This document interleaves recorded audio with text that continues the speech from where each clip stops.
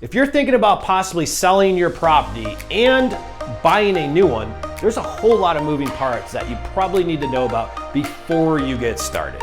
That's what we're gonna talk about on this video. Hi, I'm Mike Cuevas, your real estate dude, and what we're gonna chat about right here is gonna be how do you buy a new house and sell your old house at the exact same time.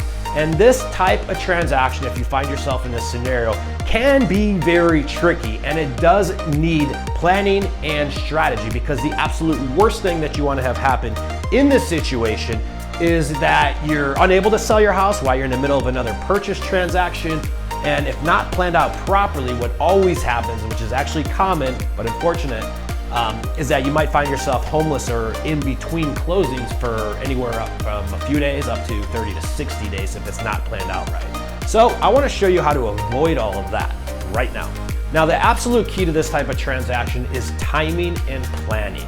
And one of the very first questions you're going to need to ask yourself, or better yet, ask your lender for whoever is going to be giving you a loan on your next subsequent purchase, is going to be, hey, Mr. Lender, do I have to sell my existing house to obtain financing on the next house I'm purchasing?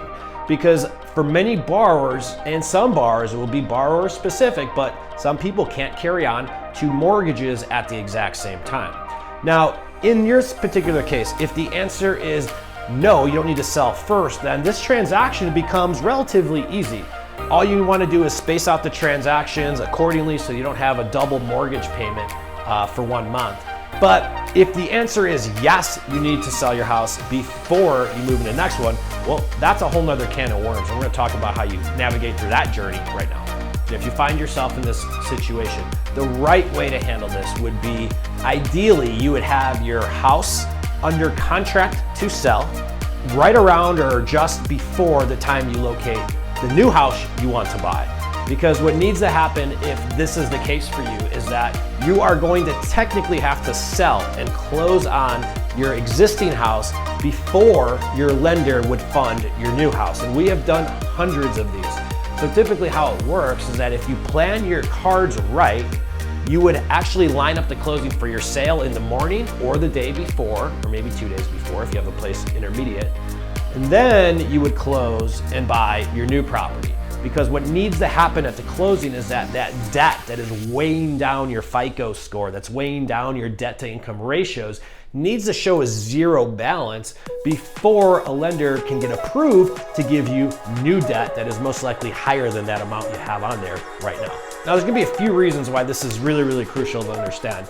And the first one is that if you find yourself in this situation and you don't already have an offer on your existing house and you go to put in an offer on a new house, well, that's a term that would be part of your contract that could be very disadvantageous to you. And what I want to do is switch the gears.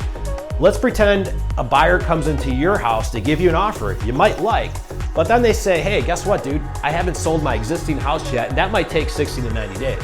Well, if I was your listing agent on that particular transaction, I would probably not let you accept that offer, because chances are I could get another one that could close very quickly. But at the same time, if you go to that same property and you say, hey, here's an offer for your house, I have a house to sell, but I've already put that house under contract and it's closing in 3 weeks. We've already passed our contingencies and all this stuff. It's a good deal. Well, the seller and you are more than likely to take that offer, and it's going to be no different in this particular situation. The second reason this is important is because of timing. Now, the average transaction is going to take anywhere between, in this particular case, 30 to 45 days to close. So having the same agent handle both transactions is extremely important. This is a good example of this would be, let's just say that we found a property to purchase, and when we purchased that property, I didn't have your other house sold yet. Well, guess what? I would probably put a 60-day closing on that particular property, because it would give me more than enough time to sell your existing house and still close the transactions around the same time. So the best way to avoid all of this is either A, work with a real estate dude, or B, plan this out with your agent, your friends, your family, your aunts, your uncles, your kids, your wife, very concretely.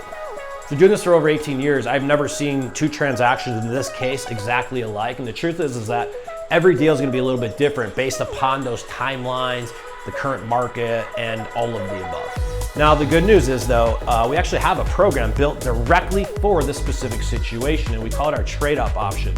If you're interested in learning more about that, you can check out some of the other videos on our channel and our site. You can catch them there. And this is a solution meant specifically for people buying and selling at the same time. And it's sort of like a bridge loan. So there you have it. This is how you buy and sell at the same time. If you have any questions, feel free to reach out. Like I said before, if you have any thoughts about selling your property anytime soon, you don't need to hire a real estate agent or realtor. You need to hire a real estate dude. I'm Mike Cuevas, your real estate dude.